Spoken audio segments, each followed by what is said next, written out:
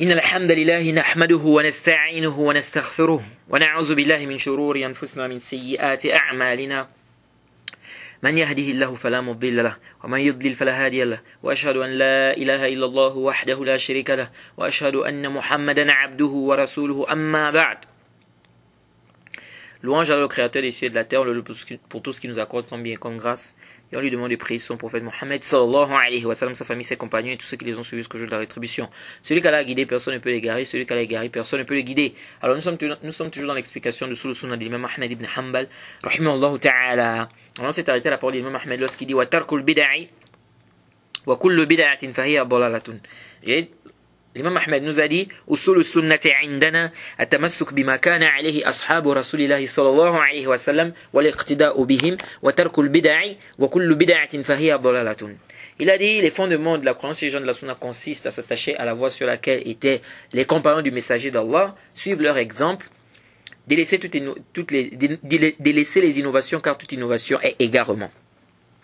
Alors l'imam Ahmed nous dit de délaisser toute innovation, ou de délaisser les innovations, car toute innovation est égarement. Donc parmi les fondements des gens de la sunna, c'est quoi le fait de délaisser les innovations? On doit délaisser les innovations.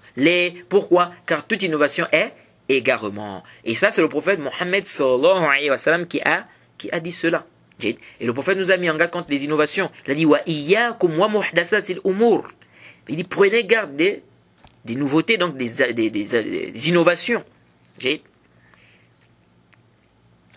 Et le prophète Mohammed sallallahu alayhi wa sallam a dit toute innovation est égarement et tout égarement conduit en enfer. Et je crois qu'on a cité ces hadiths-là le cours précédent.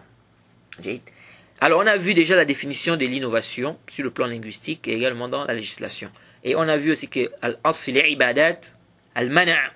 Al-asl fil ibadat al-mana'. La base dans les adorations, c'est l'interdiction. Tu n'as pas le droit de faire une quelconque adoration si tu n'as pas une preuve, si tu n'as pas un dalil. Et l'innovation a un très mauvais impact. L'innovation fait même fuir les gens de la religion. Vous imaginez que quelqu'un veut rentrer dans l'islam, il voit comment les Khawarij sont en train de massacrer les gens sans droit au nom de la religion. Ils coupent les têtes des gens sans droit au nom de la religion. Qu'est-ce qu'il va dire? Il va dire ça c'est l'islam. Donc vous voulez que je rentre dans cette religion-là et vous massacrez les gens comme ça sans droit? Ou quelqu'un voit comment les rois sont en train de se blesser avec des couteaux, ils se frappent le dos, la tête, on blesse la tête. Un petit enfant blesse sa tête. Tu vois un petit enfant comme ça avec des blessures à la tête, on blesse la tête de l'enfant, on se blesse au dos, on se frappe les couteaux. Ça on dit qu'on est en train de se rapprocher d'Allah. Ça c'est la religion d'Allah. Donc quelqu'un voit comment les rois sont en train de se blesser, il va dire mais attends. Il dit ça c'est l'islam? Ah! Non. Et vous voulez que je rentre dans l'islam? Il va dire non, il y a un problème. Donc c'est le Créateur qui vous a demandé de vous blesser comme ça, de vous frapper avec les couteaux, le dos, de vous blesser comme ça, de blesser les enfants. Tout ça c'est quoi? Parce qu'on fait rentrer dans le dîn d'Allah ce qui n'en fait pas partie. Ou bien les soufis, quelqu'un voit comment ils sont en train de danser et chanter, en disant que là ils sont en train de se rapprocher d'Allah, il va dire mais attends. Tout ça, ça n'a rien à voir avec la religion d'Allah. C'est pourquoi s'il n'y avait que des innovateurs pour expliquer aux non-musulmans la religion, mais certains ils vont même pas rentrer dans l'islam parce qu'ils vont dire mais attends. Ça c'est la religion là. C'est-à-dire, vous nous demandez de rentrer dans cette religion. Vous êtes en train de vous blesser comme ça, vous frappez les couteaux au dos,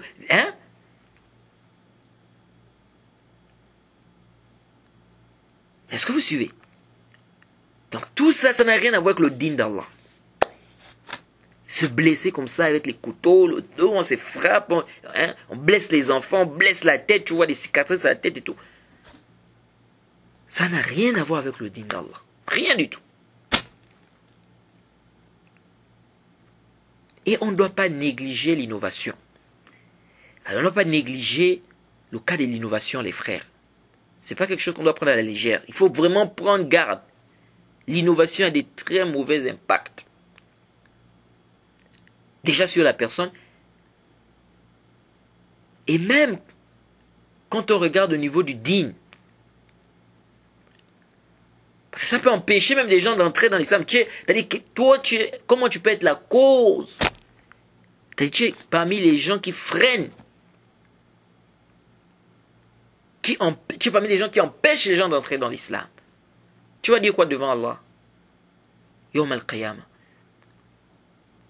À cause de tes innovations, de ce que tu fais rentrer dans la religion d'Allah, les gens n'arrivent pas à rentrer dans l'islam.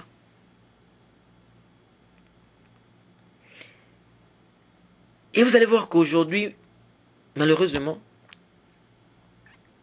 beaucoup de gens négligent, prennent le sujet de l'innovation là comme étant un sujet, c'est-à-dire ils prennent ça à la légère en fait.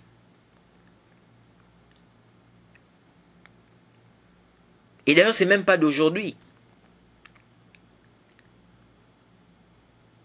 Ça a été rapporté de Saïd ibn Musayyib.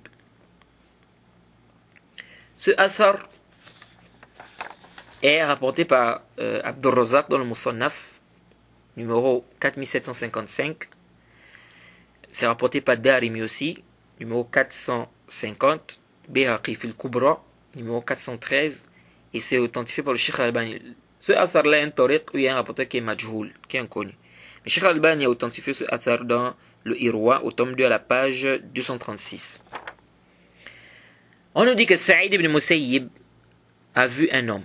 أنه رأى رجلا يصلي بعد طلوع الفجر أكثر من ركعتين يكثر فيهما الركوع فنهاه فقال له الرجل يا أبا محمد يعذبني الله على الصلاة قال لا ولكن يعذبك على خلاف السنة ولكن يعذبك على خلاف السنة. Saïd ibn Musayyib a vu quelqu'un prier après le Tulu' al-Fajr. Il faisait plus de 2 rak'at. Et il faisait beaucoup de ruku'. Il lui a interdit cela. Qu'est-ce qu'il lui a dit? Donc celui qui priait là, qu'est-ce qu'il a dit à Saïd ibn Musayyib? Il dit, Saïd ibn Musayyib c'est un tabi'i. Il dit à Saïd ibn Musayyib, Ya Aba Muhammad, Allah va me châtier à cause de la prière. Il dit quoi? Allah va me châtier à cause de la prière. Saïd ibn Musayyib lui a dit, non. Mais il va te châtier parce que tu contredis la sunna. À cause de ta contradiction, parce que tu contredis la sunna. C'est à cause de ça qu'il va te châtier. C'est pourquoi vous allez voir beaucoup de gens qui font l'innovation aujourd'hui. Quand tu viens, tu leur dis ça c'est une bid'a, il faut délaisser ça. Qu'est-ce qu'ils te disent? Ils disent Allah va me châtier à cause de ça. Donc les gens prennent le sujet de la bid'a comme c'était, ils prennent ça à la légère. On ne doit pas négliger ça. On doit délaisser les innovations, que ce soit les petites innovations ou les grandes innovations, on doit délaisser cela. Toute innovation égarement. On ne doit pas négliger ça. Faut pas blaguer. La bid'a même est pire que le péché. Comme on va voir. Donc comment tu vas venir dire Allah va me châtier à cause de ça? Tu trouves des gens en train de faire le zikr jama'i. Tu leur dis que les frères, ça c'est une bid'a, c'est une innovation, il faut délaisser ça. Qu'est-ce qu'ils te disent? Ils disent Allah va nous châtier à cause du zikr.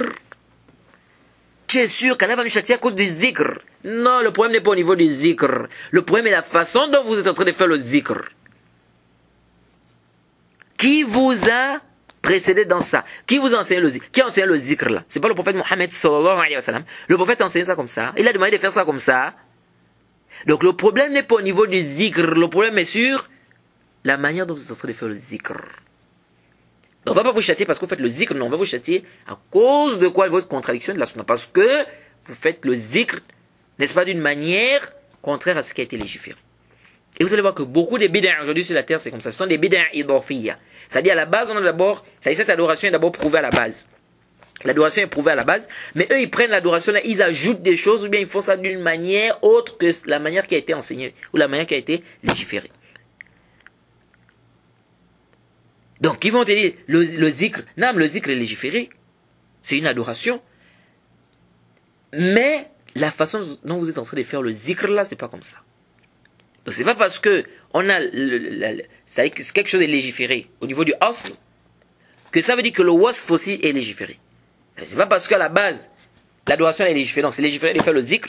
Que ça veut maintenant dire que la façon dont vous êtes en train de faire le zikr, là aussi c'est légiféré. Là, yalzam. Donc intabihu. Et intabihu li hadha. Donc on ne doit pas prendre ce sujet-là à la légère, les frères. Tu vois quelqu'un avec un chapelet, tu viens, tu lui dis, ça c'est une bid'a, il faut délaisser ça, il faut faire les anamil. Tu dis, Allah va me châtier à cause du zikr. Est-ce que le problème c'est au niveau du zikr? Le problème n'est pas au niveau du zikr, le problème est la façon dont tu fais ça. Vous faites à dire de faire avec les anamil. Et on a déjà vu que le chapelet c'est une bid'a. Et c'est la vie que nous trouvons justement à A'lam. Que le chapelet est une bid'a. Comme dit Sheikh Al-Albani, le chapelet est une bid'a. Même s'il y a certains savants qui disent que le chapelet n'est pas une bid'a. Mais le chapelet est une innovation, c'est une bid'a. Et je crois qu'on a détaillé cela dans les cours. Lorsqu'on a parlé, des innovations dans les mosquées, on a parlé de ça là-bas. Jade. Donc, vous faites aller faire avec les anamil. Et les anamil, le Seigneur a expliqué dans les 3 fondements. Donc, il ne faut pas négliger les innovations. Même si ce sont des petites innovations. C'est pourquoi l'imam al-Hassan ibn Ali al-Barbahari, nous dit ceci. واحذر من صغار المحدثات فإن صغار البدع تعود حتى تصير كبارا وكذلك كل بدعة أحدثت في هذه الأمة كان أولها صغيرا يشبه الحق فاغتر بذلك من دخل فيها ثم لم يستطع المخرج منها وصارت دينا يدان به فخالف الصراط فخرج من الإسلام. Même le Barbahari nous dit, prends garde des petites innovations. Car certes, les petites innovations vont jusqu'à devenir des grandes innovations. Ça conduit les gens jusqu'aux grandes innovations. Les petites innovations vont jusqu'à devenir des grandes innovations. فإن صغار البدع تعود حتى تصير كبارا. Donc ça commence comme ça, les petites innovations. Après, ça devient des grandes innovations. Il dit, وَكَذَلِكَ كُلُّ بِدْعَةٍ أُحْدِثَتْ فِي هَذِهِ الْأُمَّةِ. Il dit, c'est ainsi toute innovation qu'on a introduite dans cette communauté. Au début, c'était quoi? Au début, elles étaient petites. Au début, ces innovations-là qui ont été introduites dans la Ummah, il dit, au début, elles étaient petites. Elles ressemblaient à la vérité. Celui qui est rentré, qui est tombé dans ça, il a été trompé par cela. ثم لم يستطع المخرج منها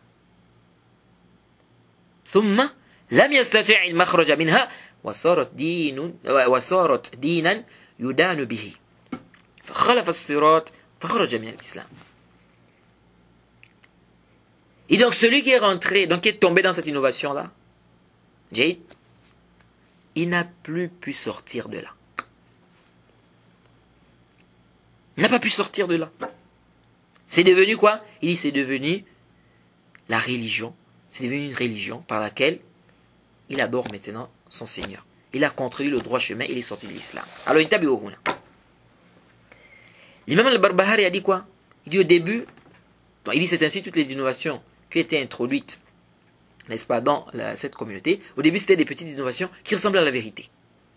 Et c'est comme ça le haqq. La bid'a, pardon.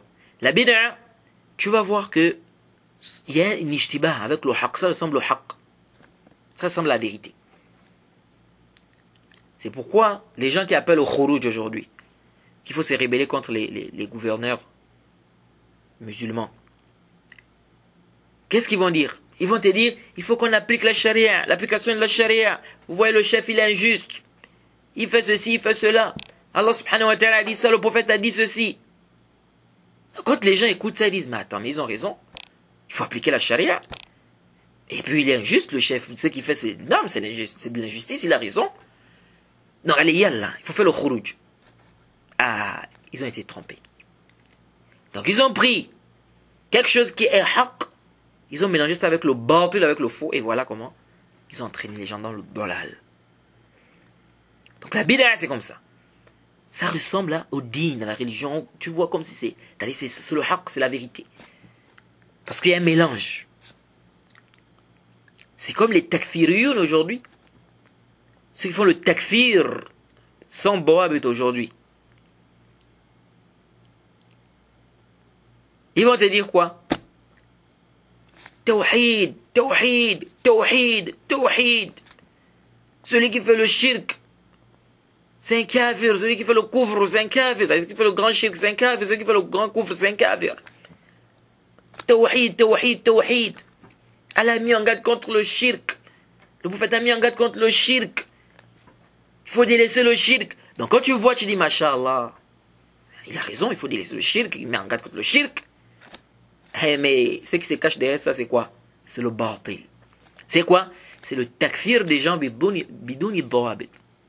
Bidouni dhawabit. C'est le takfir des gens sans droit, sans règle, sans principe. Ce qui n'est pas du couvre, on considère que c'est du couvre. Allez, il y a en fait le takfir des gens. Et après, on vient, on te dit, Man lam yukaffir al-mushrikin, ou shakka fi kufrihim, ou sahha mazhabahum, kafar ijma'an. Alors le cher Mohammed ibn Abdul a dit, celui qui ne verra pas mécréant les associateurs, ou qui doute de leur mécréance, hein, ou qui dit que leur voix, ce qu'ils font c'est bien, il dit là mécru par consensus. On dit non. Mais comment tu as compris cette parole? La usallim laka aslan annahu kafir. Je ne suis pas déjà d'accord avec toi que tel est kafir. Comment tu viens m'appliquer ça? La usallim laka. Prouve d'abord que celui-là c'est un kafir. Bil kitab wa sunnah. Prouve d'abord bil kitab wa sunnah. Bifahm salaf umma que celui-là c'est un kafir. Ana la usallim laka aslan. Je ne suis pas d'accord avec toi déjà à la base que lui il est kafir. Qu'est-ce que tu viens m'appliquer la règle de Man lam yukaffir al-mushrikina ou shakka fi kufrihim? Parce que l'acte que toi tu considères comme étant du kufr akbar, là, aslan, c'est même pas du kufr akbar. Tu vois, le chef, il est kafir. Pourquoi il est kafir? Parce qu'il juge avec une loi autre que la loi d'Allah. Juger par une loi autre que la loi d'Allah, c'est du kufr akbar qui fait l'islam. Naam, c'est du kufr akbar qui fait l'islam. Là, ana la usallim laka hal. Ça déjà, je ne suis pas d'accord avec toi.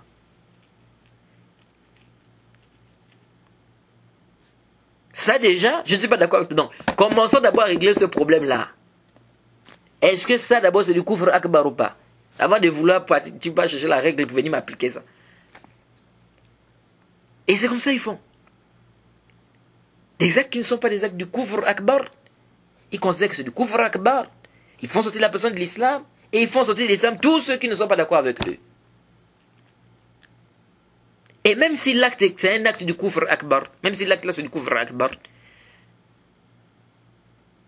s'il y a des mawani', il y a des choses qui nous empêchent de faire le takfir de cette personne, on ne fait pas son takfir parce que il y a des mawani'.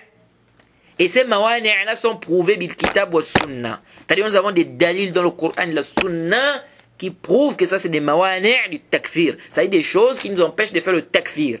Donc s'il y a des mawani', comment toi tu peux venir faire appliquer la règle de man lam yukaffir al-mushrikina ou shakka fi kufrihim ou sahha mazhabahum kafar? Qu'est-ce? Donc démontre d'abord que ces mawani' là n'existent pas. Donc aslan la usallim laka. Donc aslan je ne suis pas d'accord avec toi déjà qu'il est kafir.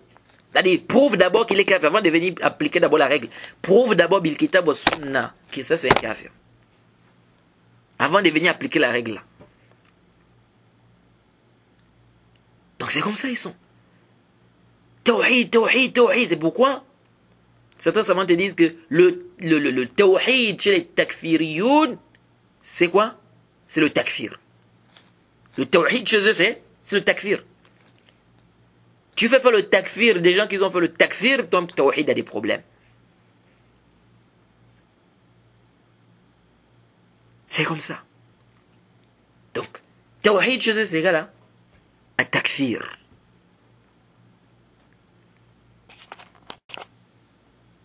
Et c'est comme ça, ils font le takfir des gens. Donc, ils vont considérer un acte qui n'est pas un acte du kufr à la base même. Ils vont considérer ça comme étant du kufr akbar.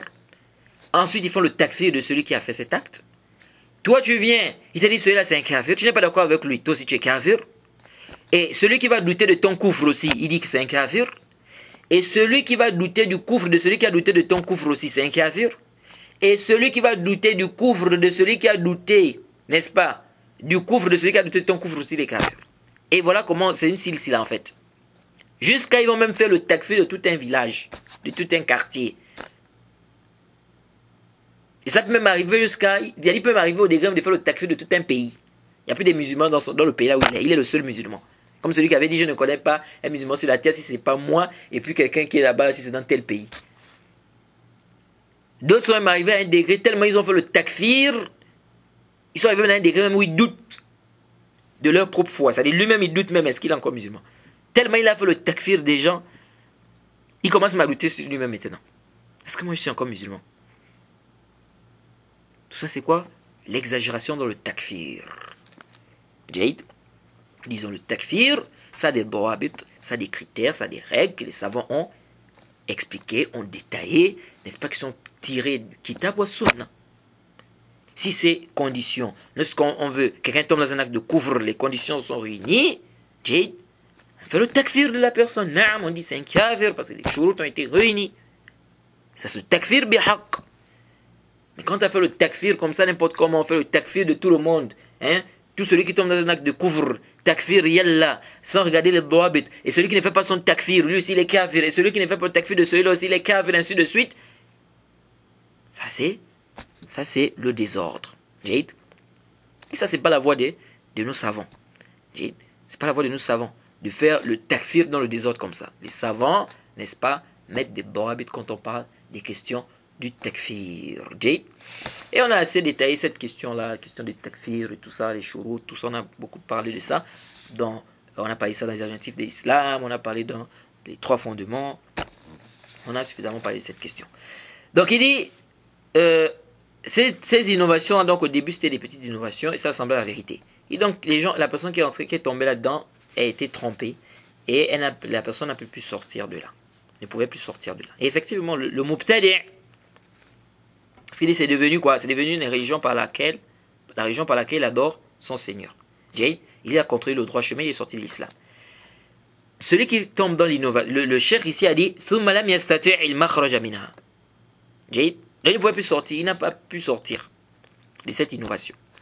Vous allez voir que le mubtadi', l'innovateur, il est difficile qu'il fasse de tawbah, qu'il demande pardon. Le mubtadi', pour qu'il demande pardon, c'est pas facile. C'est difficile. Pourquoi? Non, on peut trouver des innovateurs qui font tawbah, qui reviennent sur le haqq, mais c'est pas facile. Limaza, pourquoi? Parce que l'innovateur, en fait, il croit que ce qu'il fait là, c'est la religion. Il croit que ce qu'il fait là, c'est bien. Donc, comment il va faire tawbah? Comment il va faire tawbah? Un haddadi, un takfiri, lui, il pense que ça, ce qu'il fait, c'est bien, il est sur le haqq. Comment il va faire tawbah? Parce que pour demander Allah pardon, il faut d'abord que tu reconnaisses que tu es en erreur. Il faut que tu reconnaisses que ce que tu as fait n'est pas bien. Mais quelqu'un qui pense déjà que c'est Allah qui lui demande de faire ce qu'il fait, il va demander pardon sur ça. Kif. C'est pourquoi vous allez voir que ces gens-là, qui tombent dans des innovations, hein, les takfiriyoun, les khawarij, les hadadiyya, les murji'a, toutes les sectes là, même les tablirs et tout ça. Pour qu'ils reviennent, pour qu'ils fassent tawbah, c'est pas facile. Parce qu'ils pensent que c'est ça le din. C'est ça la religion. Comment il va faire tawbah? Toi tu viens, tu lui dis que ce que tu es en train de faire là c'est une bid'a. Tu es dans l'innovation. Il faut faire tawbah, il faut revenir. Il te regarde comme ça. Ça dit, il a même pitié de toi. Parce que pour lui, c'est toi qui es dans le bon là, c'est toi qui es garé, tu n'as rien compris. Il dit, vraiment, lui là, il n'a rien compris. Ah, vraiment, hein, je vais faire doigt pour lui. Hein. Car là, le guide. Hein. Donc, lui, en fait, il pense qu'il est sur le haqq. Donc, quand toi, tu viens lui dire de faire tawbah, mais parfois, il peut, vous allez voir, même certains, il se moque même.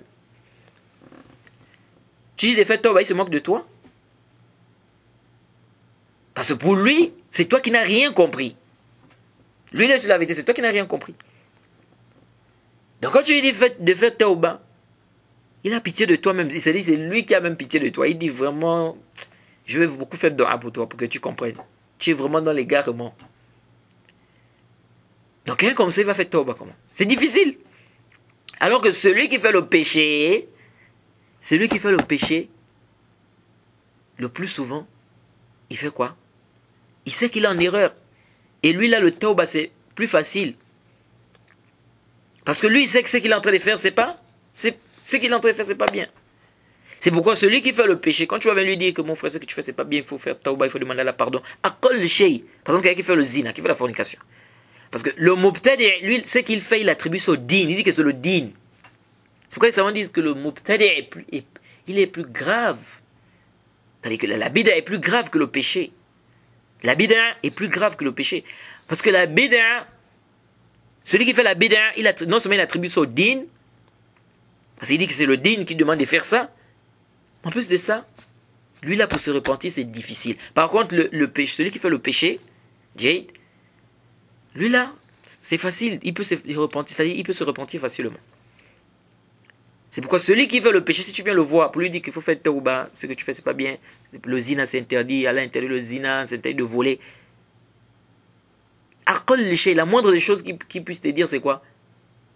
Vraiment il faut faire dua pour moi, qu'Allah me facilite, tu as raison, c'est vrai, c'est pas bien vraiment. Il va pas te dire que c'est l'islam qui lui demande de forniquer, ou c'est l'islam qui lui demande de voler, ou bien c'est l'islam qui lui demande de mentir. Donc lui il sait que ce qu'il fait c'est pas bien. Il ne dit pas que c'est le din qui demande de voler. Hein? C'est pourquoi le pécheur le plus souvent il n'attribue pas son acte au din le plus souvent. Mais le mubtadi', il dit ça c'est le din, c'est Allah qui a dit de faire ça. C'est l'islam demande de faire ça. C'est bien dans la religion, on doit faire ça dans la religion. Donc lui là comment il va faire tauba? Comment il va demander la pardon sur ça? Sachant que pour demander la pardon sur quelque chose, à la base, il faut déjà reconnaître que ce que tu fais c'est pas bien. Mais si déjà toi tu as l'i'tiqad que Allah dit de faire ça, ou bien le prophète a dit de faire ça, comment tu vas demander la pardon sur ça?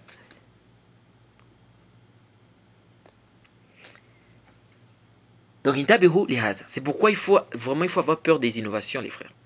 Il faut vraiment demander qu'Allah vous éloigne. Parce que lorsque tu tombes dans les bid'a, lorsque tu deviens un mubtadi', c'est comme si tu es devenu aveugle. On t'apporte les paroles des savants, t'apporte les hadiths, tu ne vois plus. C'est-à-dire ce qui est haqq, tu vois ça maintenant batil. Et ce qui est batil, tu vois ça maintenant haqq.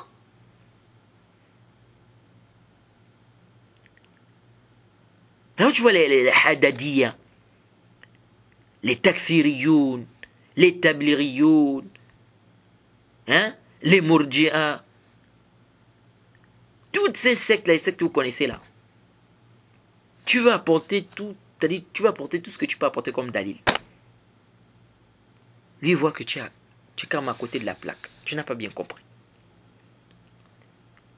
Sauf celui qu'Allah a fait miséricorde. Lui là, il va voir le haqq, il va prendre le haqq. Sinon,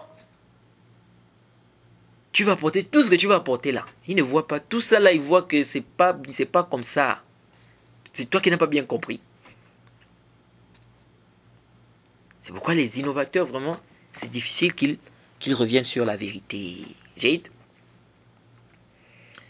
Vraiment qu'Allah nous en préserve. C'est pourquoi il faut vraiment demander qu'Allah vous épargne des innovations. Parce que l'innovation est grave. Donc il a dit ici, il a contredit le chemin, le droit chemin. Il est sorti de l'islam. Il est sorti de l'islam, qu'est-ce que ça veut dire? Est-ce que l'imam al-Barbahari veut nous faire comprendre ici que tout celui qui fait une innovation, il sort de l'islam? Là. L'imam al-Barbahari, c'est un grand savant, c'est un savant du hadith. C'est un savant de la sunna. Donc l'imam al-Barbahari, il sait très bien qu'il y a des innovations qu'il faut sortir de l'islam, il y a des innovations qu'il ne faut pas sortir de l'islam. Est-ce que vous suivez? L'imam al-Barbahari, c'est un savant de la sunna, il sait qu'il y a des bid'a qu'il faut sortir de l'islam, il y a des bid'a qu'il ne faut pas sortir de l'islam. Il sait qu'il y a des actes qu'il faut sortir de l'islam, il y a des actes qu'il ne faut pas sortir de l'islam. Il sait, l'imam al-Barbahari fait la différence entre ce qui fait sortir de l'islam et ce qui ne fait pas sortir de l'islam. C'est-à-dire, il connaît les actes qu'il faut sortir de l'islam et les actes qu'il ne faut pas sortir de l'islam. Donc quand il dit fakharaja min al-islam, qu'est-ce que ça veut dire? C'est-à-dire, s'il fait une innovation qu'il faut sortir de l'islam.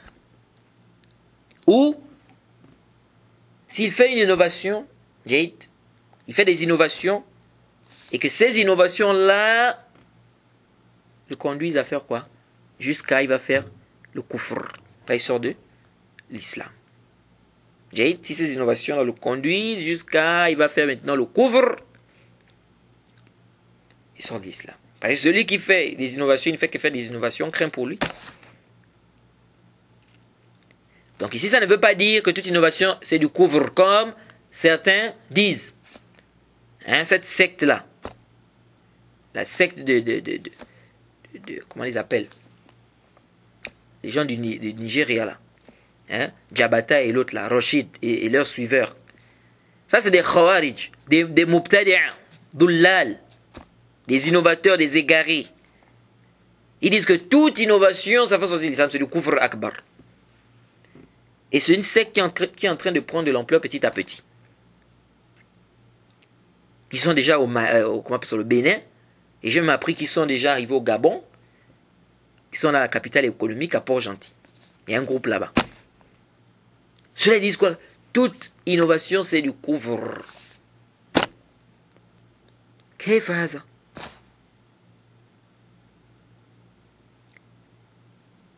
Toute innovation, c'est du kufr. C'est quoi le dalil? Aïn al-Burhan.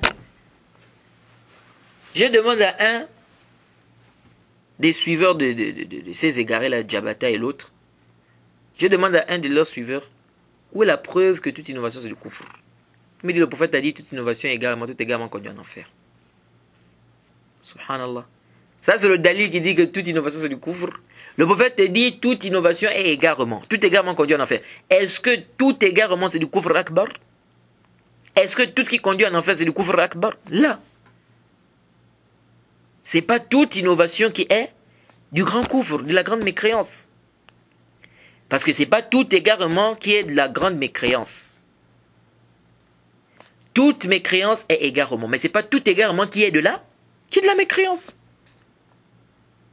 Et c'est pas tout ce qui conduit en enfer qui est de la mécréance également. Le prophète Mohammed sallallahu alayhi wa sallam a dit quoi? Il a dit wa iyyakum wal kadhiba fa innal kadhiba yahdi ila al fujur. Il dit wa iyyakum wal kadhib fa innal kadhiba yahdi ila al fujur fa innal fujura yahdi ila an nar wa la yazalu ar-rajul yakdhib wa yataharra al kadhiba hatta yuktaba 'inda Allah kadhaba. Vous suivez? Le prophète Mohammed sallallahu alayhi wa sallam dit: prenez garde aux mensonges.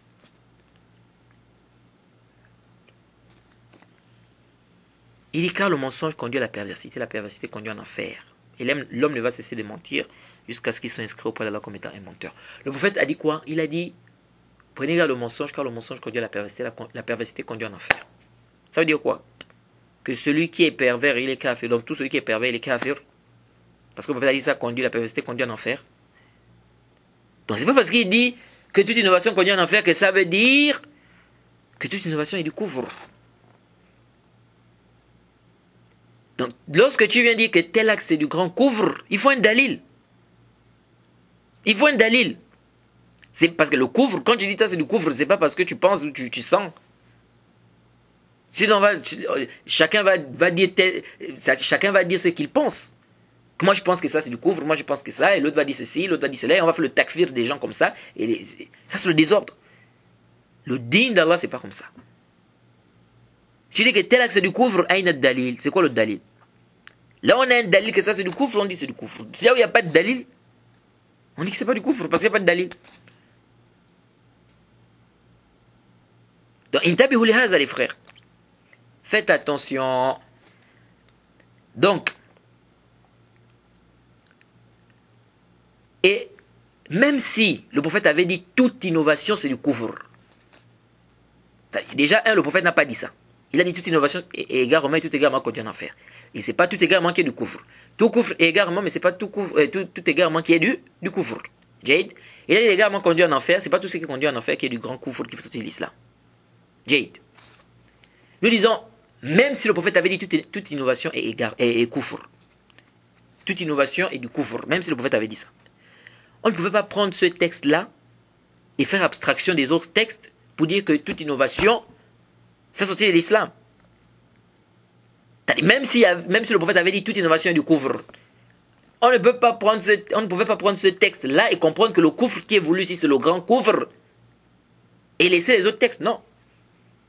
On doit regrouper tous les textes qui parlent de la question pour essayer de comprendre. Parce que le prophète Mohammed sallallahu alayhi wa sallam a dit quoi? Il a dit Sibabul muslim fusuqun wa qitaluhu kufrun.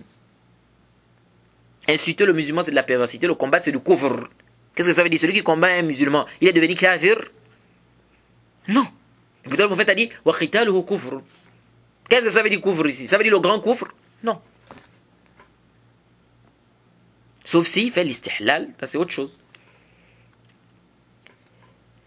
C'est l'istihlal de ça. Donc, faites attention. Donc, on dit, même si le prophète avait dit kufr, même s'il avait dit dans le hadith que toute innovation c'est du kufr, on ne pouvait pas comprendre ici que c'est du grand kufr sans regrouper les textes. On doit d'abord regrouper les textes et ensuite voir comment comprendre les textes. Mais les Khawarij, eux, c'est pas ça. Ils prennent un texte et puis ils laissent les autres textes. Ça, c'est pas, n'est-ce pas, la voie des salafs. Donc ces gens-là, c'est de Doulal, je vous mets en garde contre eux, c'est une secte, ce sont des égarés, ce sont des Khawarij, des égarés, et qu'Allah les guide. Et c'est parmi les choses comme ça, ils s'appuient sur des paroles comme ça. Donc l'imam al-Barbahari a dit, et c'est comme il me dit, le Cheikh Ibn Uthaymin a une fatwa où il ne fait pas le tafriq, il dit même que toute innovation c'est du kufr, c'est du shirk. J'ai dit ça, c'est faux. Le Cheikh Ibn Uthaymin n'a pas dit ça. Il dit il y a une parole là où il ne fait pas le tafsil, là où il ne détaille pas. Il ne divise pas la bid'a en mukaffira et mufassiqa.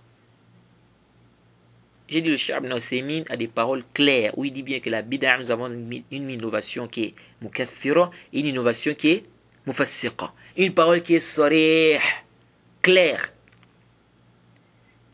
J'apporte la parole au frère. Clair, hein? Il dit non, mais on doit prendre la parole là, on doit prendre là où il n'a pas détaillé. Or, j'ai dit comment ça? Comment on va prendre là où il n'a pas détaillé et on laisse là où il a détaillé? C'est ajib, c'est-à-dire les gens de bid'a, ils sont terribles.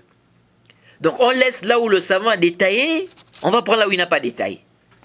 Et c'est quoi ce manhaj là? Et ces gens-là, quand tu leur apportes des paroles des savants, ils ne prennent pas. Hein. Mais ce sont eux, ils vont t'apporter la parole d'un savant si ça va, si c'est en conformité avec leur passion. Là, ils vont te dire, l'imam al-Barbahari a dit, fakharaja min al-Islam. Là, ils vont s'argumenter de ça. Mais quand toi, tu vas dire qu'aucun savant n'a dit que toute innovation, c'est du grand coup, ça fait sortir l'islam, ils ne vont pas prendre. Ils vont dire, non, mais ce sont des savants. Donc, ce sont des savants, donc c'est-à-dire c'est vous qui avez bien compris le din.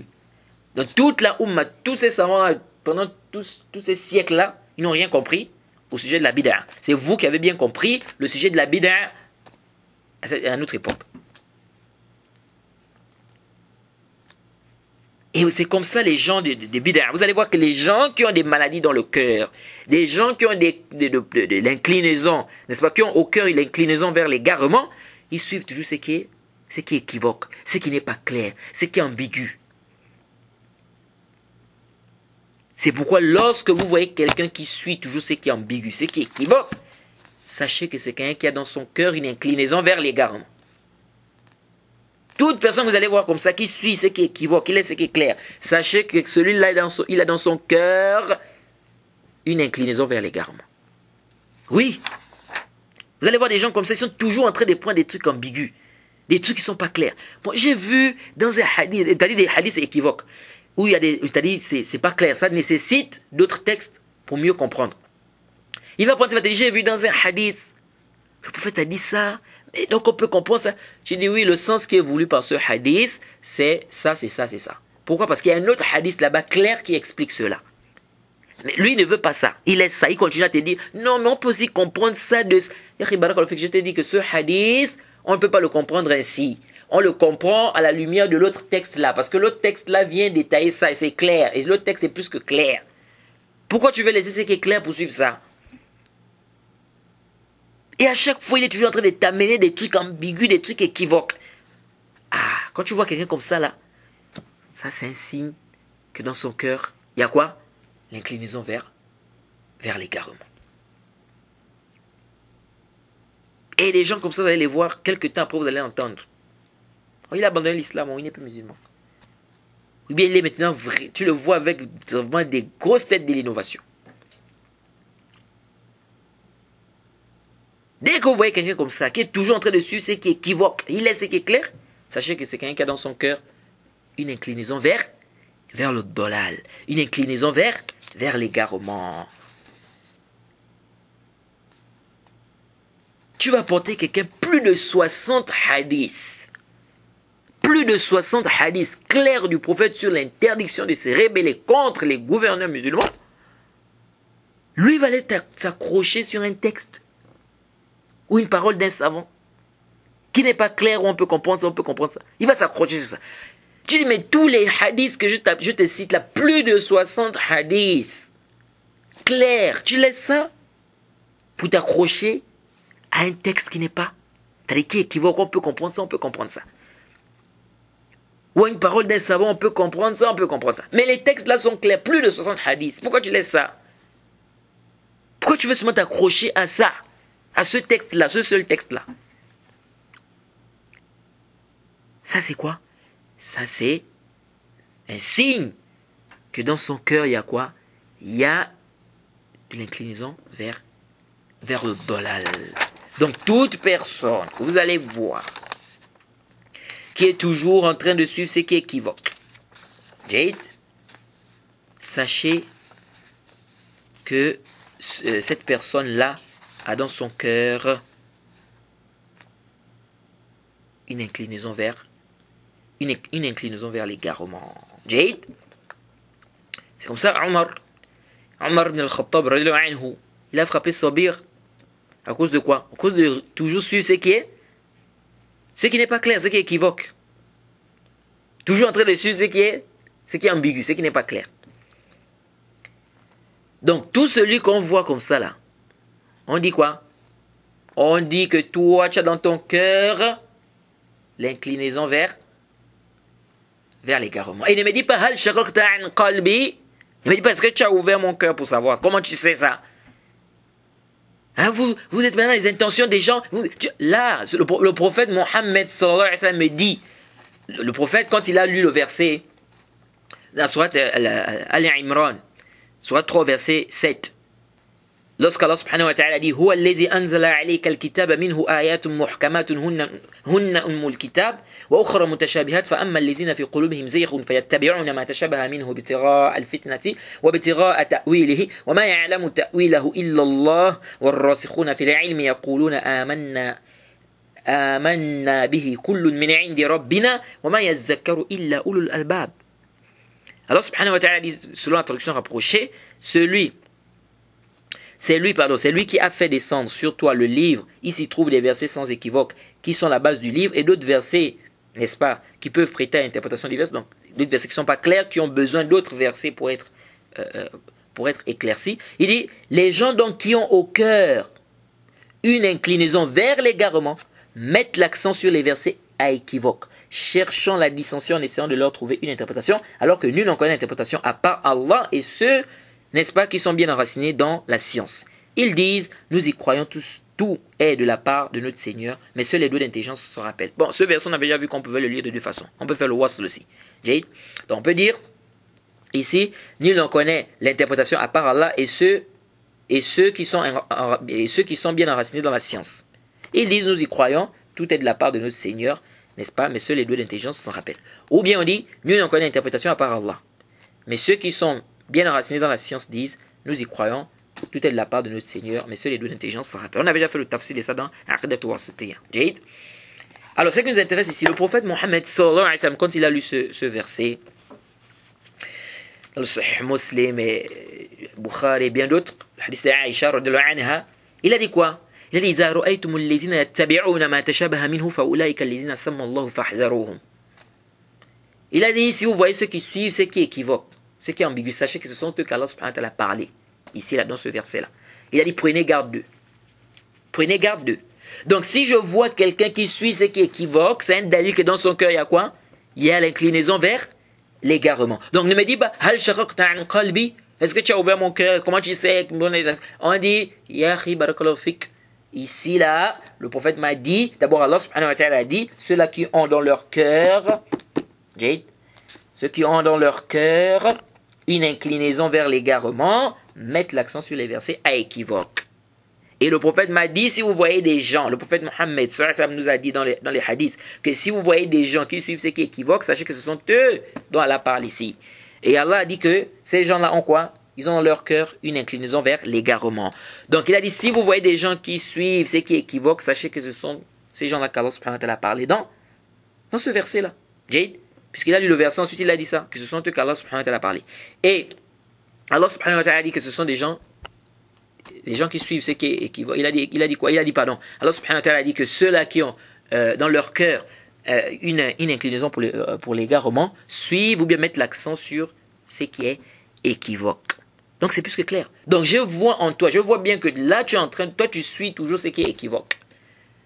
Tu laisses ce qui est clair. Et Allah a dit que ceux qui ont dans leur cœur une inclinaison vers l'égarement, ceux-là mettent l'accent sur ce qui est équivoque.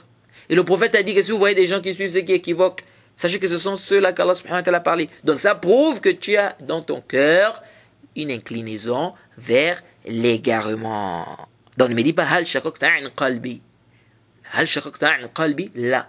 Parce que nous on se base sur ce qui est apparent. On se base sur ce qui est apparent. C'est pourquoi Omar, qu'est-ce que Omar a dit? Omar radiyallahu anhu, il nous dit dans c'est venu dans le Sahih al-Bukhari, donc le athar numéro 2498. Il dit inna unasan kanu yu'khazuna bil wahy fi ahdi Rasulillah sallallahu alayhi wa sallam wa inna al-wahya qad inqata'a wa inna ma na'khudhukum al-ana bima zahara lana min a'malikum faman azhara lana khayran aminnahu wa qarrabnahu wa laysa ilayna min sariratihi shay'un وليس إلينا من سريرته شيء الله يحاسبه في سريرته ومن أظهر لنا سوءا لم نأمنه ولم نصدقه وإن قال إن سريرته حسنة الله أكبر. Omar ibn Khattab nous dit, il dit des gens étaient punis par la révélation à l'époque du messager d'Allah. Il dit mais la révélation s'est interrompue et aujourd'hui nous ne punissons qu'en fonction de ce qui nous apparaît de vos actes. Celui qui nous montre le bien, nous lui accordons la sécurité et le rapprochons de nous. Et ce qu'il cache ne nous regarde pas, Allah le jugera pour cela. Et celui qui nous montre le mal, nous ne lui accordons pas la sécurité et ne le croyons pas, même s'il nous dit que son fort intérieur est bon. Est-ce que vous voyez? Donc nous on se base sur ce qui est apparent. La révélation est terminée. On se base sur ce qui est apparent. On dit ici, celui qui nous montre le bien, nous lui accordons la sécurité, nous le rapprochons de nous. Et ce qu'il cache ne nous regarde pas. Allah le jugera sur cela. Ça c'est important. Celui qui montre le khair, celui qui montre la sunna, celui qui montre la salafia, on voit qu'il suit le manhaj des salaf. On dit que c'est un salafi. Celui qui suit le manhaj des salaf, on dit que c'est un salafi. Donc quelqu'un suit le manhaj des salaf, on dit quoi? On dit c'est un salafi. On doit venir dire non mais peut-être que c'est un hizbi caché, peut-être que là. Tu as un dalil que c'est un hizbi? Non, tu n'as pas de dalil. Tu as un dalil tu as vu en lui des choses qui contredisent le manhaj? Non. C'est quoi le dalil alors c'est un hizbi? Non, peut-être. Non, on dit mon frère, mais peut-être là-bas. On voit ici qu'il présente, c'est quelqu'un qui suit le manhaj des salaf. Donc on dit que c'est un salafi. Il suit le manhaj des salaf, on dit que c'est un salafi. Donc tu es peut-être là, mais c'est à côté. Est-ce que vous suivez? De la même manière aussi, celui qui nous montre, qui ne suit pas le manhaj des salaf, on dit que ce n'est pas un salafi. C'est un mubtadi', voilà karama. Quelqu'un maintenant, il ne suit pas le manhaj des salaf. On dit que c'est un mubtadi', ce n'est pas un salafi. Donc on ne peut pas nous dire non, husnul dhann. Qu'est-ce que husnul dhann? Il nous montre clairement ici qu'il ne suit pas le manhaj des salaf. Qu'est-ce que husnul dhann? De quel husnul dhann tu parles? Lui là, il est en train de nous montrer qu'il ne suit pas le manhaj des salaf. On voit ça, c'est ce qui est apparent de lui. Il contredit le manhaj des salaf. Il ne suit pas le manhaj des salaf. On dit que ce n'est pas un salafi. C'est ce qui est apparent. Qu'est-ce que husnul dhann? Qu'est-ce que le husn dhann vient faire ici? Donc de la même manière que si quelqu'un nous présente la salafia, quelqu'un voit en lui qui suit le manhaj des salaf, on dit que c'est un salafi. L'autre on voit qui ne suit pas le manhaj des salaf, on dit que c'est pas un salafi. On ne sait pas sur ce qui est apparent, ce que les gens cachent dans leur cœur, etc. Ou ce qu'ils font, il t'a dit ce qu'ils cachent, ça c'est entre eux et Allah. Nous on se base sur ce qui est apparent. Donc intabihu. Pas quelqu'un va venir dire, bon on a parlé sur un tel. Quelqu'un est connu pour être un salafi. Tu vois quelqu'un il vient il te dit, on a parlé sur un tel. Ah, qui a parlé sur lui? Alors c'est tel frère, il a parlé sur lui, il a critiqué. Et il dit quoi? Bon, il dit que... ils disent que les gens ne doivent pas prendre la science de lui. Pourquoi? C'est quoi le dalil? Bon, il dit qu'il n'a pas de dalil, mais il ne sent pas ce frère-là. Il n'a pas de dalil, il ne sent pas ce frère. Ça veut dire quoi, il ne sent pas ce frère? Bon, il dit qu'il ne le sent pas, bon. Il dit qu'il ne le sent pas. Mais il ne le sent pas, c'est quoi? Ça, c'est pas un dalil, il ne le sent pas. Donc, il dit qu'il n'a pas de dalil, mais sauf qu'il ne sent pas ce frère. Ça, c'est pas un dalil? Parce que ton sentiment n'est pas... Tes sensations, c'est pas des dalils. Tu sens, l'autre aussi peut sentir le contraire. On ne peut pas faire sortir quelqu'un de la salafiyya, ou on va faire le tahzir sur quelqu'un comme ça, parce que toi tu sens. C'est quoi le dalil? Non, je sens. Je sens que... Non, tu sens... Non, c'est quoi le dalil? C'est pas un problème de tu sens. Ça, c'est un frère qui est connu pour être un salafi. Maintenant, toi, tu vas même loin, tu dis même que c'est un hizbi. Tu commences à dire aux gens que c'est un hizbi. Donc, tu veux le faire sortir de la salafiyya. Il faut des dalils. Donc, c'est pas avec tes sensations que tu vas faire sortir quelqu'un de la salafiyya. Non, je sens, tu sens. Non, c'est à quoi de tu sens que tu vas faire sortir quelqu'un de la salafiyya. Non. Tu as vu en lui la hizbiyya. Tu as vu en lui des choses qui contredisent le manhaj. Non, je n'ai rien vu de tout cela. Mais pourquoi tu fais tahzir? Pourquoi tu dis que c'est hizbi? Non, je ne le sens pas. On dit non, ya barakallahu fik. Tu ne sens pas la messe à loin là-bas. On n'a pas besoin de... Tu ne sens pas. Ta sensation, on n'a pas besoin de ça. On a besoin de dalil. Et intabihu li hadha. C'est pourquoi vous allez voir aujourd'hui, parfois on va faire l'ittiham, on va accuser certains frères. Vous allez entendre qu'il y a des mises en garde sur tel. Il n'y a pas de dalil. Mafi burhan. Et ça, c'est un point qu'il faut... Les gens doivent régler ça. Quelqu'un qui est connu pour être un salafi, tu n'as pas le droit de venir comme ça, tu dis c'est un mubtadi', c'est un hizbi, bidouni burhan. Et même celui qui est inconnu, quelqu'un il est inconnu, on ne le connaît pas. Toi-même tu ne le connais pas. Tu as le droit de dire que c'est un mubtadi' bidouni dalil, sans dalil. Tu n'as pas le droit, parce que tu ne le connais pas. Pourquoi tu dis que c'est un innovateur? Ce que tu dis, c'est que tu ne le connais pas. Si on vient te questionner, par exemple, est-ce que tu connais un tel? Tu ne le connais pas, tu dis je ne le connais pas. Donc, ne prenez pas votre science de quelqu'un que vous ne connaissez pas. Renseignez-vous, peut-être, bon, si maintenant il y a un autre frère qui le connaît, qui confirme que c'est un salafi, un autre frère dit de confiance salafi, qui confirme qu'effectivement c'est un salafi, etc. Un étudiant, par exemple, j'ai un frère, n'est-ce pas, qui connaît le minhaj et tout, qui confirme, non. Parce que tel peut ignorer et une autre personne peut connaître. Donc tu dis non, je ne connais pas cette personne, donc je ne peux pas vous conseiller de prendre la science de cette personne parce que je ne la connais pas. Donc je ne connais pas son minhaj. Donc du moment où tu ne connais pas la personne, tu as le droit de dire, ne prenez pas votre science de quelqu'un dont vous ne connaissez pas son minhaj. Mais tu n'as pas le droit de dire de quelqu'un qui est inconnu que c'est un mubtadi' alors que tu ne le connais pas, tu n'as pas de dalil. C'est-à-dire tu ne connais pas la personne, tu n'as aucun dalil que c'est un mubtadi'. Le simple fait qu'il soit inconnu pour toi, tu dis c'est un mubtadi'. On dit non. Et je crois qu'on a déjà parlé de ça, n'est-ce pas, quand on a parlé de la question, est-ce que là-bas chez le musulman, est-ce qu'il est salafi ou pas? Je pense que c'est le cours 2 ou le cours précédent, si je ne m'abuse. Donc, intabihu li hadha. Donc, et on a déjà fait le tafsir dans le Nuzha, on a détaillé, quand on a parlé de la critique, de l'éloge, à quel moment on demande les asbab du jarh. Les causes de la critique, tout ça, à quel moment on demande. Et on a aussi dit que c'est pas dans tous les cas. C'est pas dans tous les cas. Et on a fait le tafsil par rapport à cela. Mais intabihuhuna. Il faut faire attention. Faire sortir les gens de la salafiyya avec les sensations, je pense, je sens. Intabihu li hadha. Faites attention à cela. Comme ça, on va porter atteinte aux honneurs des gens sans dalil. Qu'est-ce que tu vas dire Allah yawm al-qiyamah? C'est quoi ton dalil? Non, je sentais que. Tu t'es basé sur je sentais que. Non. Quelqu'un présente la sunna, la salafiyya. On voit en lui, on voit bien qu'il suit le manhaj des salafs. On dit que c'est un salafi. Donc tu n'as pas à venir dire encore non, je sens que. Tu sens que, ou c'est quoi le dalil? Si tu as le dalil, naam, tu amènes le dalil, on prend. Mais s'il n'y a pas de dalil, ce sont tes sensations personnelles. Non, mais chacun peut avoir ses sensations. Toi, tu peux sentir ça, l'autre peut sentir autre chose. On prend la sensation de qui? Donc, c'est pas je sens. Non, je ne le sens pas.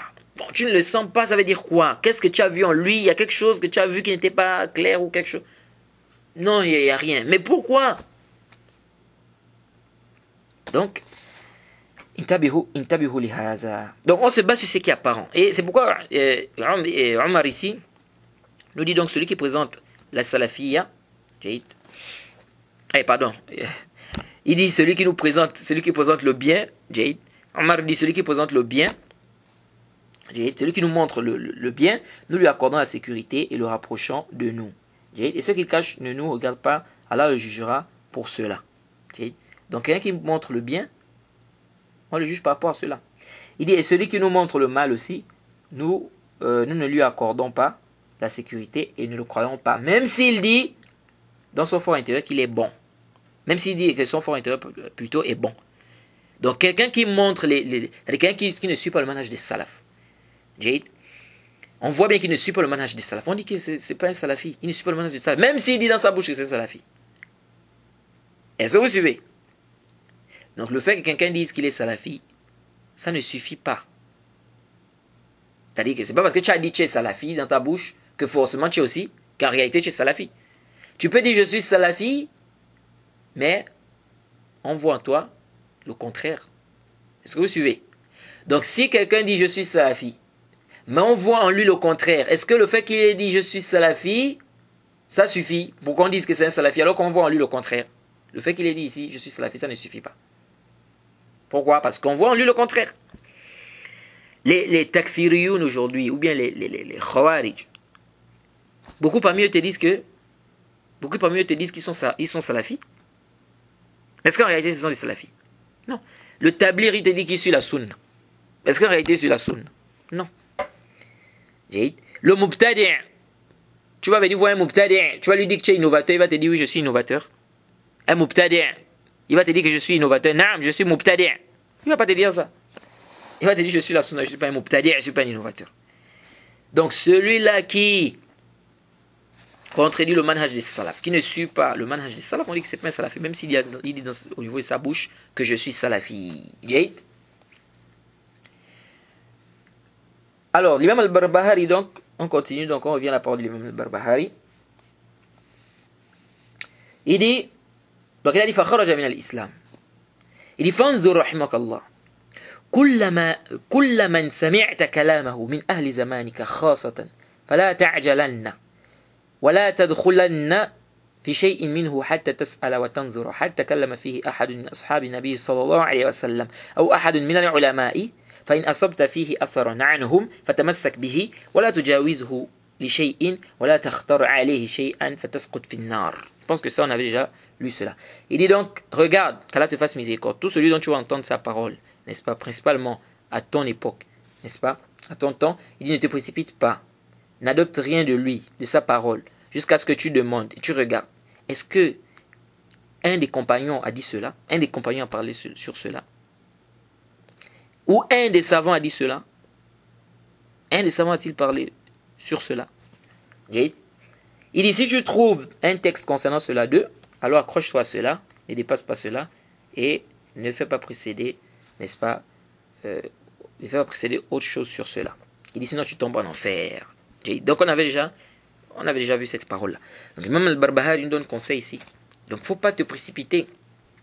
Que tout celui qui va t'apporter une parole, tu te précipites à prendre ça. Comme on voit aujourd'hui sur Internet. Les gens aujourd'hui, tout ce qu'ils voient, ils veulent propager. Dès qu'il a vu un petit truc, yallah, il a pris déjà, il propage, il balance. Là-bas, il envoie ça, WhatsApp, voilà, il faut. Tu connais qui a écrit ça? Est-ce que c'est vérifié même d'abord? Tu as vérifié la source? Et c'est comme ça on propage des hadiths mawdou'a, masnou'a, des hadiths fabriqués, des hadiths inventés. Et parfois on attribue aux savants certaines paroles, c'est-à-dire qui sont, c'est-à-dire fausses. Ce sont pas des, c'est-à-dire le savant n'a jamais dit cette parole-là. On attribue ça aux savants. Et on commence à propager comme ça. Dès qu'il voit une petite parole, allez, yallah, il propage. Non, c'est pas comme ça que ça doit se passer. C'est pas tout celui qui t'apporte une parole, yallah, tu prends, allez. Tu t'en vas avec, non. C'est pourquoi l'imam al-Barbahari nous a donné un grand conseil ici. Il ne te précipite pas jusqu'à ce que tu demandes. Les compagnons ont dit ça. Y a-t-il des savants qui ont dit ça? Parce que quelqu'un vient aujourd'hui, il va apporter une chose dont aucun savant ne l'a précédé. Un hadith qui est muttafaqun alayhi, bittifaq al-umma. Les savants du hadith sont tous unanimes que c'est authentique. Toi tu viens, tu dis que c'est daif, ou c'est mawdou', c'est inventé.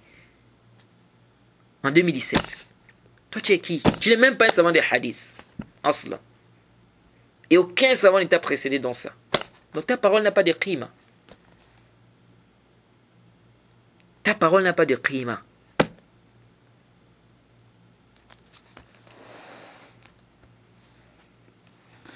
Jaïd. Donc on doit s'écarter des innovations. Que ce soit des petites innovations, des grandes innovations. Et toute innovation est égarement. Il n'y a pas de bonnes innovations dans le din. Il n'y a pas de bonnes innovations dans le din. Le prophète a dit kullu bid'atin dalala. Toute innovation est égarement. Toute innovation. Kulla c'est min al-alfaz al-umum. Il a dit man amila amalan laysa alayhi amruna fa huwa rad. Man amila amalan. C'est nakira ici. Fi siyaq al-shart. Ça implique la généralité. Man ahdatha fi amrina hadha. Celui qui va innover dans notre affaire, c'est ceux qui n'en font pas partie. Le mal, ceux qui n'en font pas partie, ceux-là, dans le chez savant de Usul, ça implique la généralité. Mal Usul. Donc, ça veut dire, tous ceux qui ne font pas partie du din, toi tu vas amener dans le din, c'est rejeté. Donc, il n'y a pas de bonnes innovations. Okay? Donc, venir faire le tarsus de ces textes sans dalil, ça ne tient pas. Alors, l'imam Malik a dit, comme ça a été rapporté, l'imam Shatibi a cité ça dans l'I'tisam au tome 1 à la page 66. Ibn Hazm aussi dans le Ihkam al-Ahkam au tome 6 à la page 225. L'imam Malik a dit quoi? Man ahdatha fi hadhihi al-umma shay'an lam yakun alayhi salafuha فقد زعم أن رسول الله صلى الله عليه وسلم خان الرسالة لأن الله تعالى يقول اليوم أكملت لكم دينكم وأتممت عليكم نعمتي ورضيت لكم الإسلام دينا فما لم يكن يومئذ دينا فلا يكون اليوم دينا. Alors, l'imam Malik a dit, celui qui va innover, ou qui va introduire une innovation dans cette communauté, ou qui va introduire une nouveauté dans cette communauté, celui qui va introduire une nouveauté dans cette communauté sur laquelle les salafs n'étaient pas, c'est-à-dire les salafs n'étaient pas sur cette chose-là, les salafs n'ont pas fait ça, c'est-à-dire ceux qui nous ont précédés n'ont pas fait cela, et celui qui va donc faire cela, donc il va apporter quelque chose de nouveau dans l'islam, dans la Ummah, et ceux qui nous ont précédés n'ont pas fait cela, il dit, il a prétendu que le prophète a trahi la risala. Il a trahi. Parce que lorsque toi tu fais l'innovation, il y a deux choses. Soit tu nous dis que le prophète Mohammed sallallahu alayhi wa sallam ne connaissait pas que ça c'est une adoration qui nous donne nous rapprocher d'Allah, mais c'est toi qui as eu la connaissance de ça en 2017, ou bien en 2016, ou bien en 2018, ou en 2007, en quelle année, où la personne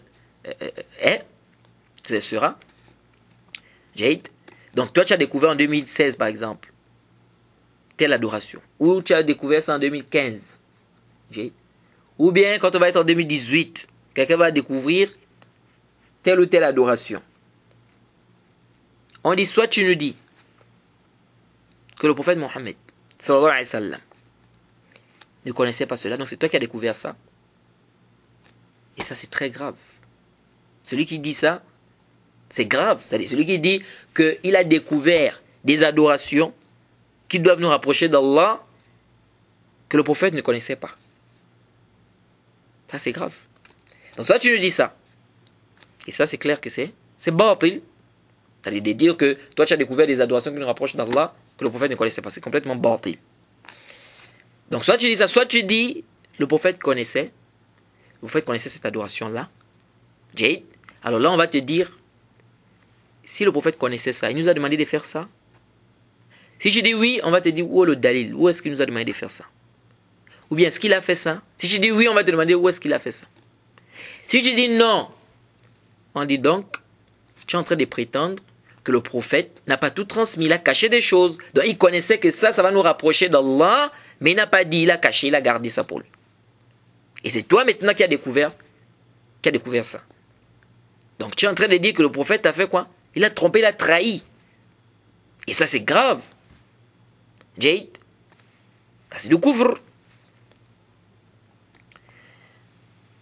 Alors l'imam Malik dit, donc celui qui dit ça, celui qui fait l'innovation, donc il prétend que le prophète il a trahi donc la risala. Il dit car Allah subhanahu wa ta'ala a dit, aujourd'hui j'ai parachevé pour vous votre religion et j'ai accompli mon bienfait sur vous et j'agrée l'islam comme religion pour vous. Ensuite l'imam Malik a dit, ce qui n'était pas dans la religion ce jour-là ne le sera pas aujourd'hui. Donc ce qui n'était pas religion ce jour-là ne sera pas religion aujourd'hui. Allah subhanahu wa ta'ala a dit qu'il a parachevé la religion. C'est parachevé, c'est fini. Pourquoi tu veux ajouter? Donc quand on dit c'est parachevé, ça veut dire qu'il n'y a rien, il n'y a plus rien à ajouter et il n'y a rien à retrancher également. La religion est parachevée. Tu n'as rien à ajouter ici. Il a dit Al-yawm akmaltu lakum dinakum. C'est pourquoi vous allez voir, les savants disent quoi? Les savants disent, ils disent tel acte n'a pas été rapporté du prophète. Donc c'est une bid'a. Si le prophète avait fait ça, on nous aurait rapporté cela. Si le prophète avait fait, on nous aurait rapporté cela. Car les compagnons rapportaient tout ce qu'ils ont entendu du prophète, bien, tout ce qu'ils ont vu du prophète Mohammed sallallahu alayhi wa sallam. Ils ont rapporté ce qu'ils ont pris du prophète. Et cette religion, elle est préservée. Donc si le prophète avait fait, on nous aurait rapporté cela. Jade.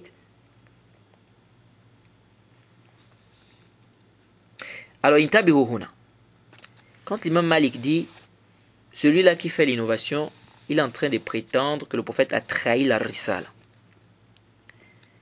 Est-ce que ça veut dire qu'il est kafir, celui qui fait la bid'a, l'innovation? Parce qu'il y a certains qui se sont appuyés sur ça. Les gens là qui disent que toute innovation c'est du grand couvre, ils viennent avec ça souvent.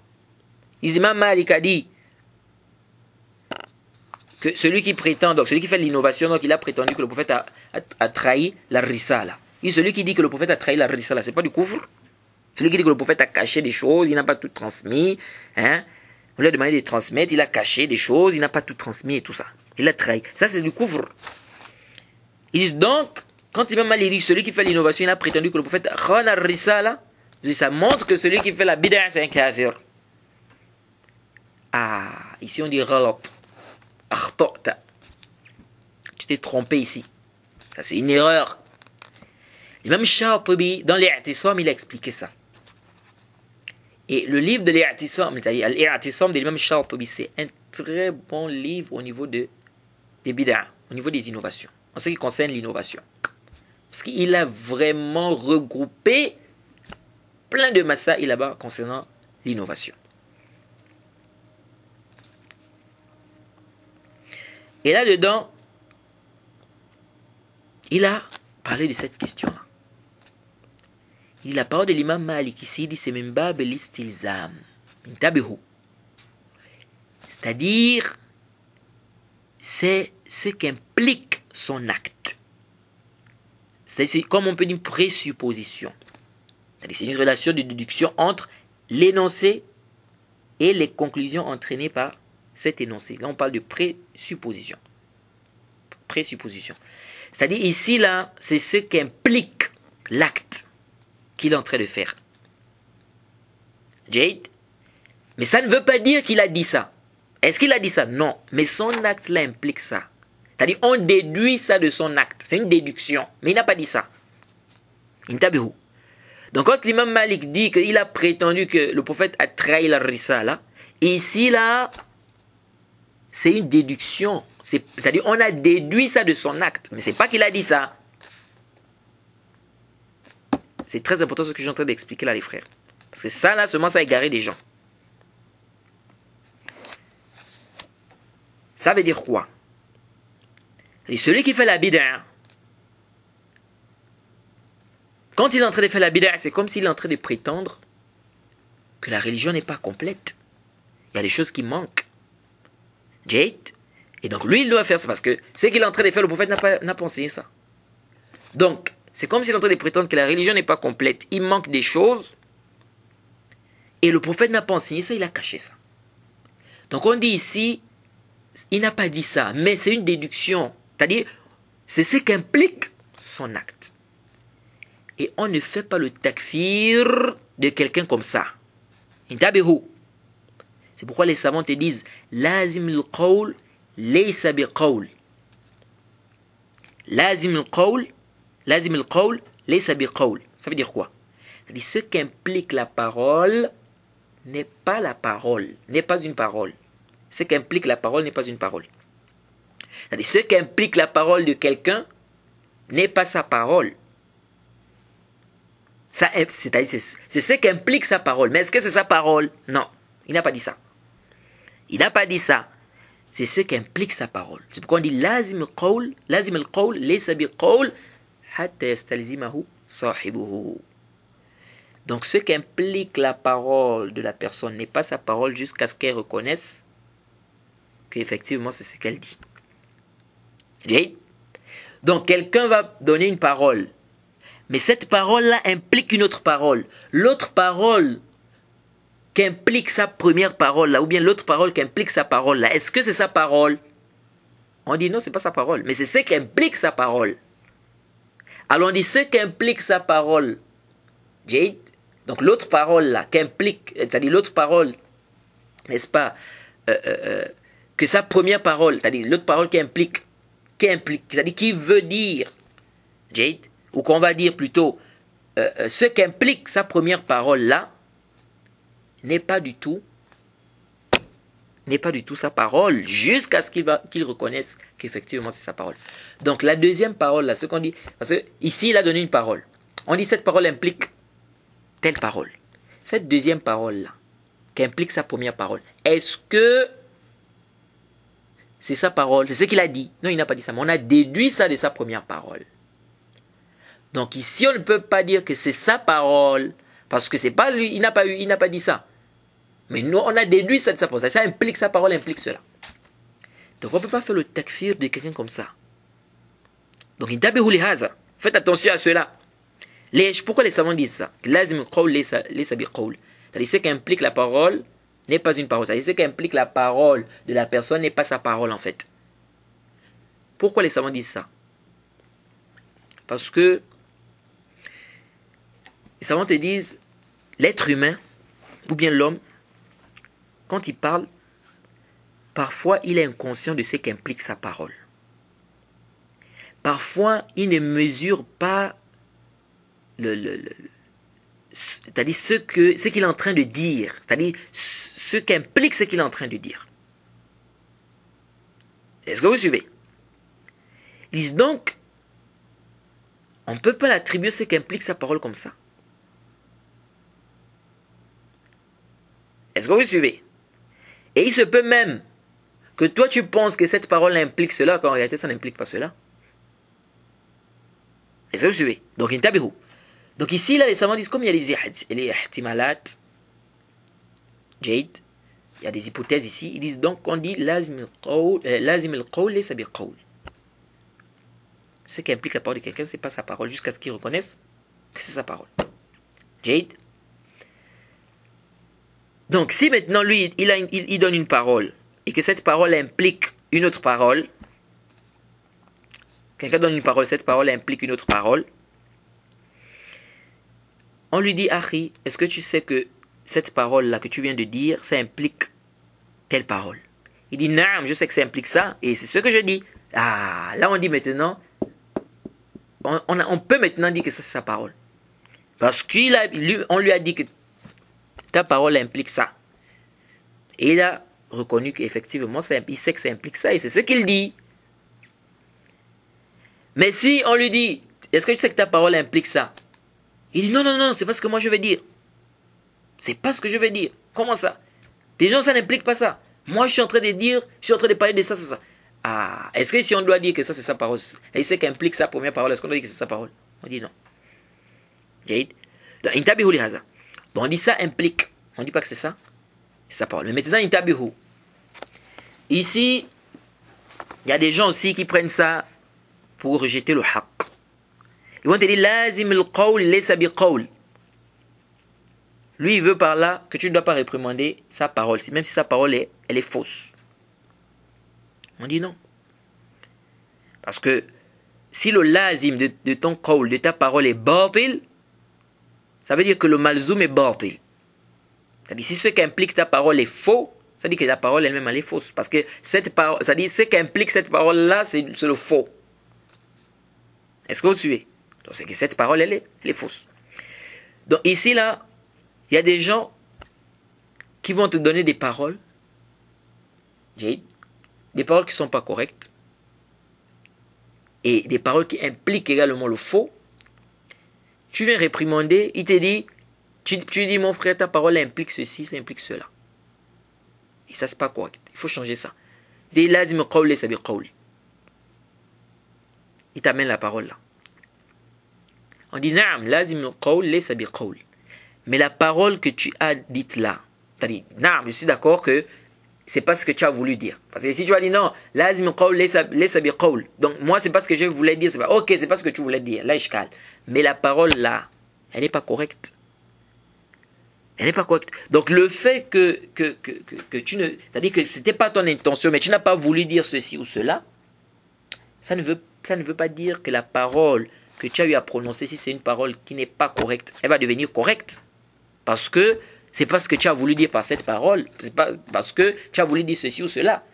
Non, si la parole que tu as eu à prononcer, n'est-ce pas, n'est pas correcte, elle n'est pas correcte. Non, tu n'as pas voulu dire ça, ok, il n'y a pas de problème. N'est-ce pas, c'est pas ce que tu as voulu dire, là, ishkal. Donc on ne va pas t'accuser, on ne va pas dire que c'est ce que tu dis, parce que tu viens de confirmer que ce n'est pas ce que tu as voulu dire. Mais la parole là, il faut enlever ça. Parce qu'elle n'est pas correcte. Il faut changer ça parce qu'elle n'est pas correcte. Et je pense qu'on a parlé déjà de ça dans la mise en garde que j'ai faite contre Hassan et Hussein. Quand on a expliqué qu'on a parlé de la question de l'intention. Ce n'est pas parce que l'intention est bonne que ça veut dire maintenant que la parole ou ce qui n'est pas bien va devenir bien parce que ton intention est bonne. Jade. Donc, nous disons na'am, lazim al-qawl laysa bil-qawl, mais ça ne veut pas dire maintenant qu'on va prendre ça pour ne pas réprimander une parole qui n'est pas correcte. Jade. Et bien évidemment, les savants apportent aussi des tafsilat par rapport à cette parole de lazim al-qawl laysa bil-qawl. Il y a des tafsil aussi. Le Cheikh Ibn Uthaymin, par exemple, dans Qawaid al-Muthla, il a un peu détaillé cette question là-bas. Bref, ce n'est pas notre sujet ici. Ce que je voulais vous faire comprendre ici, c'est que quand on dit que le mubtadi' il prétend, quand il fait sa bid'a, bien celui qui fait la bid'a, il a prétendu que le prophète khana ar-risala, il a trahi la risala. Il faut savoir qu'ici, ça ne veut pas dire qu'il a dit ça, non. Mais son acte là, on a déduit de son acte, c'est-à-dire cet acte là implique. Et donc, comme ça implique, on ne peut pas ici faire son takfir. On ne peut pas dire que c'est un mécréant. C'est pourquoi, si tu viens maintenant voir le mubtadi', tu lui dis que, quand tu es en train de faire la bid'a, donc tu es en train de dire que le prophète a trahi, n'est-ce pas, par rapport au message, il n'a pas tout transmis, il a caché des choses, il va te dire tout de suite que non. Qui a dit ça? Subhanallah, comment je peux dire ça? J'ai pas dit ça. Tout de suite, il va refuser. Il va dire que j'ai pas dit ça. Est-ce que vous suivez? Tout de suite, il va te dire, je n'ai pas dit ça. Limaza, parce que justement beaucoup de gens prononcent des paroles mais ils ne savent pas ce que ça implique, ce que ces paroles impliquent. Beaucoup de gens font des actes, ils ne savent pas ce que ces actes là parfois impliquent. Donc on ne peut pas prendre ce qu'implique l'acte de la personne ou la parole de la personne pour venir faire le takfir comme ça de manière absolue. Donc il faut voir les boabit que les savants ont mis par rapport à cette question. Jade. Donc le mubtadi', on ne peut pas venir faire son takfir en se basant sur cette parole de l'imam Malik.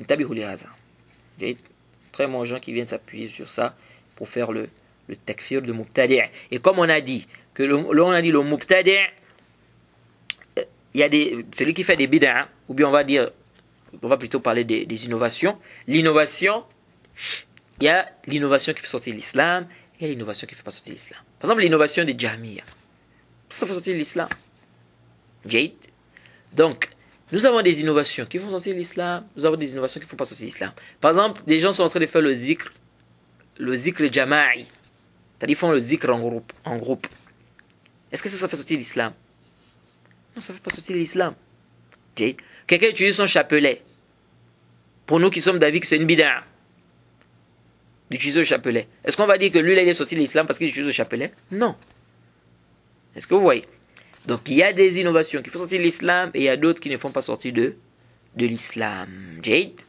Mais ça reste toujours que toute innovation est égarement. Et toute innovation dans le din est interdite. Jade. Donc, il est interdit d'innover dans le din. Et toute innovation est égarement. Comme le prophète a dit. Mais maintenant, est-ce que ça fait sortir de l'islam? Ça fait pas sortir de l'islam? Ça nécessite quoi? Des dalils. Si on a des dalils que telle innovation fait sortir de l'islam, on dit ça fait sortir de l'islam. Si on n'a pas de dalil, on dit ça fait pas sortir de l'islam. Mais ça reste toujours un égarement, ça reste toujours muharram. Parce qu'il est interdit de faire des innovations dans le din. Alors, l'imam al-Hafiz al-Ismaili nous dit ceci dans I'tiqad A'immat al-Hadith, la croyance des gens du hadith, à la page 36. Il dit A'immat al-Hadith yarawna mujanabat al-bid'ati wal-athami wa yarawna kaff al-adha wa tark al-ghibati illa liman azhara bid'atan wa hawan yad'u ilayhi fal-qawlu fihi laysa bi-ghibatin 'indahum. فالقول فيه ليس بغيبة عندهم. Il dit Al-Hafiz al-Ismaili dans I'tiqad A'immat al-Hadith, la croyance des gens du hadith, des imams du hadith, il dit ceci, donc à la page 36, il dit les imams du hadith, les savants du hadith, ou les gens du hadith, voient qu'il faut s'écarter des innovations et des péchés. Et ils voient également l'interdiction de causer du tort, de causer du mal, de faire du mal. Il dit, il voit aussi le fait de délaisser la médisance. Donc les gens du hadith voient qu'il faut délaisser la médisance. Il dit, sauf pour celui-là qui montre une innovation ou la passion, il appelle vers cela. Parler sur lui, ce n'est pas du tout de la médisance chez eux. Donc il a encore dit, celui qui montre, il montre. Donc s'il ne montre pas la bid'a, il montre plutôt la sunna. On doit dire quoi? On dit que c'est quelqu'un de la sunna, parce qu'il ne montre pas des bid'a, il montre la sunna. Donc c'est pas sur ce qu'il n'y a pas. Donc il dit sauf celui qui montre l'innovation, la passion qui appelle vers cela, alors parler sur lui, ce n'est pas du tout de la médisance. Faire le tahzir des gens des bid'a, des gens qui appellent vers leur bid'a, etc. Tout ça, ça ne rentre pas dans la médisance. Hein? On a même détaillé, on avait détaillé dans la mise en garde qu'on a faite contre Hassan et Hussein, on avait parlé de cette question-là de médisance. À quel moment la médisance est... C'est-à-dire quels sont les cas où la médisance est permise? Il dit Al-Qadhu laysa bi ghibatin fi sittatin mutadhallimin wa mu'arrifin wa muhadhirin wa mujahir fisqan wa mustaftin wa man talaba i'anata fi izalati munkari. Ce sont les 6 cas où il est légiféré de faire la médisance. Donc la médisance est permise dans certains cas, comme le fait de faire le tahzir, la mise en garde. La mise en garde ne rentre pas dans la médisance. Et on a déjà détaillé ça, dans la mise en garde qu'on a faite contre Hassan et Hussein. On a apporté les paroles des savants, Nawawi, Hajar et bien d'autres. Donc on va s'arrêter ici pour ce cours. Le prochain cours, on va continuer toujours sur les innovations parce qu'on n'a pas terminé. Mais avant de terminer, il y a eu un lapsus le cours précédent. Un lapsus qui s'est glissé le cours précédent. lorsqu'on était en train de parler de la définition du compagnon. On a dit, il est rapporté d'Abu Saïd al-Khudri qu'il a dit que n'est considéré compagnon que celui qui a passé 1 an avec le prophète ou 2 ans, qui a fait un combat ou 2 combats avec le prophète. Et on a dit que ce athar là est da'if. C'est da'if, la yasih wa la yathbut. Mais on a dit c'est rapporté d'Abu Saïd al-Khudri. C'est là le lapsus. C'est pas Abu Saïd al-Khudri. Il s'agit de Saïd ibn Musayyib. Donc je vous l'ai dit Saïd ibn Musayyib, j'ai dit Abu Saïd al-Khudri. Est-ce que vous voyez?